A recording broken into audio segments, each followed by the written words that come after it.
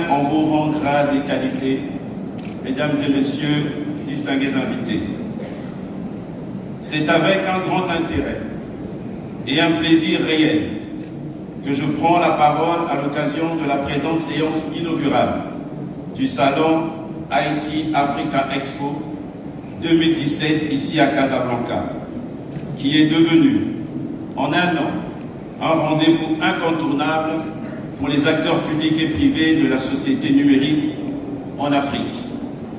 Permettez-moi d'adresser tout d'abord mes vifs remerciements à Sa Majesté le roi Mohamed VI, ainsi qu'à son gouvernement, et particulièrement à Madame Salwa Kakri Belkésine, présidente du Salon Haïtex, pour avoir bien voulu inviter la République du Congo et surtout pour l'accueil combien chaleureux qui a été réservé à ma délégation depuis notre arrivée sur cette terre marocaine. Cela traduit, sans nul doute, l'état des relations de coopération bilatérale qui lient nos deux pays et prôné par leur Excellence, M. Denis Sassou Nguesso et Sa Majesté le roi Mohamed VI.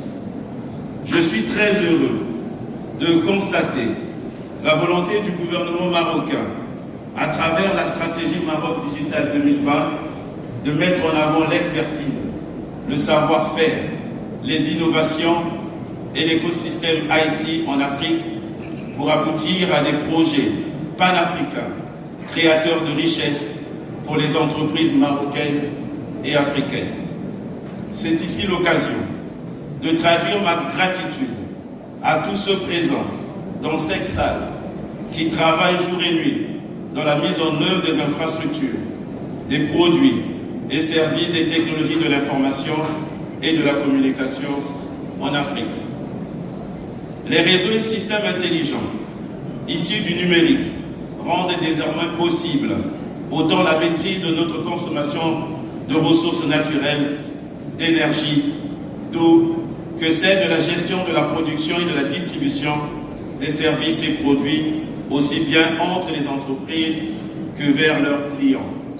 Excellences, Mesdames et Messieurs, le monde entier est résolument entré dans l'ère de l'information, avec une compétition internationale dominée par la bataille du savoir, qui fait de l'information une richesse stratégique et surtout un facteur clé de la compétitivité d'une nation.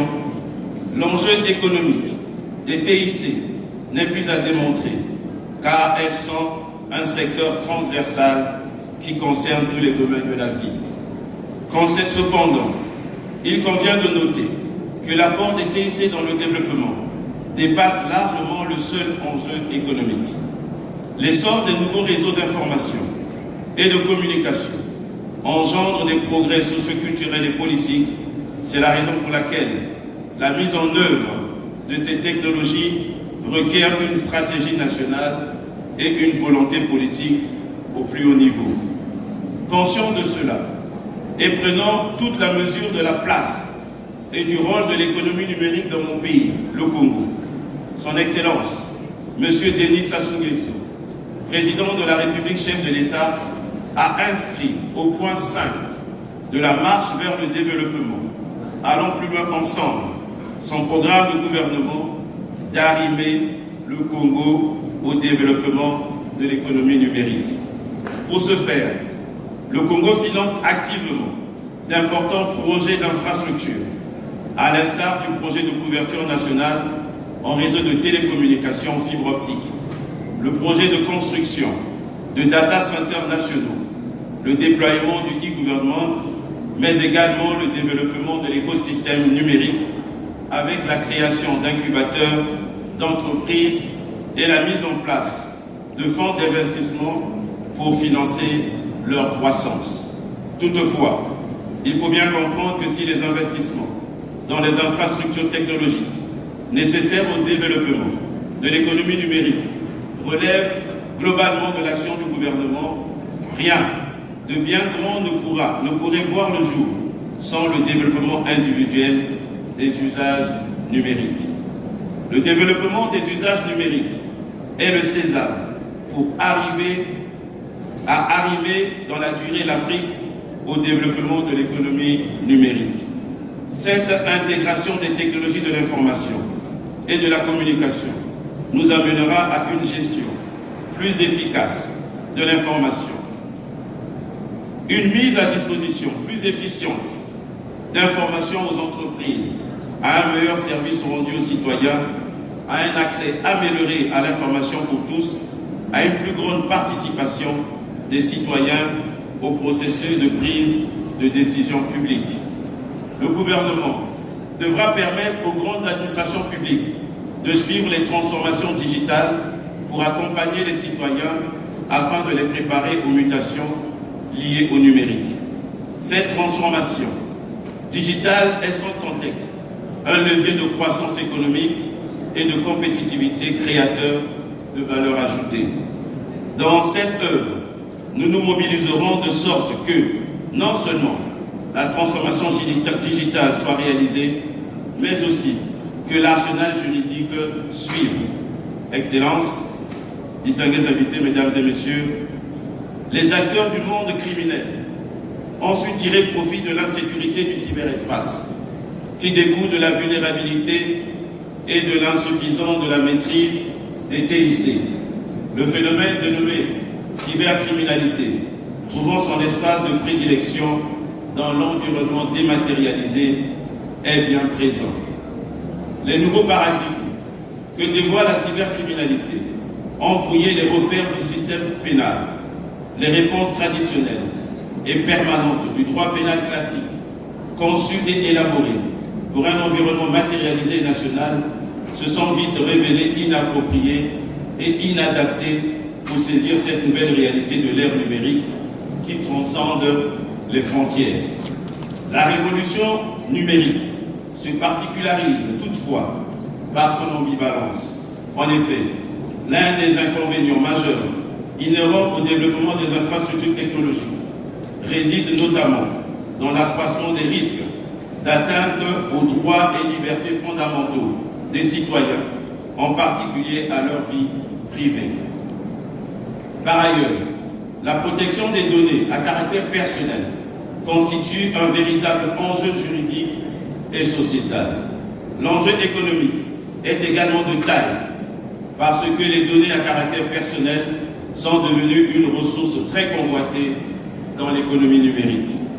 Au regard de ces ambitions traduites à travers la politique nationale de développement des TIC, le Congo a pris la résolution de réformer sa politique numérique par la mise en œuvre d'une stratégie d'expansion afin d'intégrer et de répondre efficacement à ce nouveau phénomène de la cybercriminalité.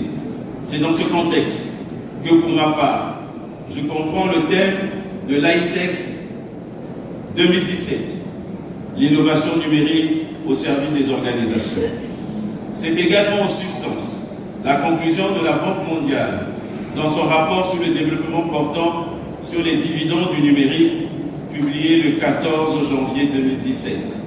Rapport dans lequel la Banque mondiale développe des arguments selon lesquels les technologies numériques aident les entreprises à devenir plus productives, les populations à trouver des emplois et élargir leurs possibilités, et les pouvoirs publics à fournir des services de meilleure qualité à tous. L'Afrique, notre continent, n'est pas systématiquement en retard dans l'innovation numérique, même si beaucoup reste encore à parfaire.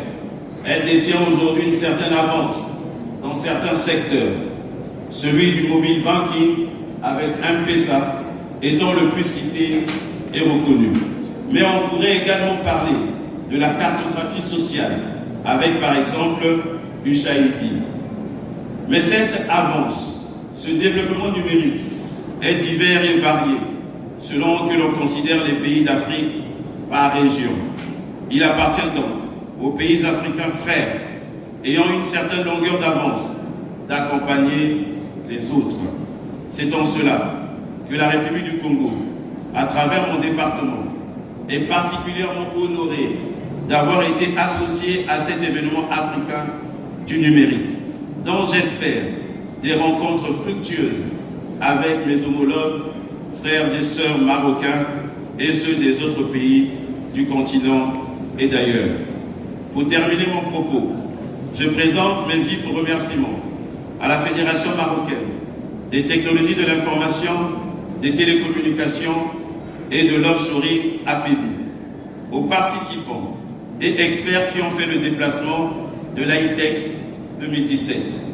Je suis convaincu que les différentes interventions au cours des panels et des ateliers constitueront pour nous, les politiques et les membres des gouvernements ici représentés, autant d'outils que de recommandations pour accompagner et créer les conditions de l'innovation numérique au service des organisations. Excellences, Mesdames et Messieurs, distingués invités, je puis vous rassurer, nous sommes dans la bonne voie, la voie de l'innovation et du progrès, en souhaitant plein succès aux travaux. Je vous remercie. Merci, monsieur. Mesdames et messieurs, à présent, pour Mathieu.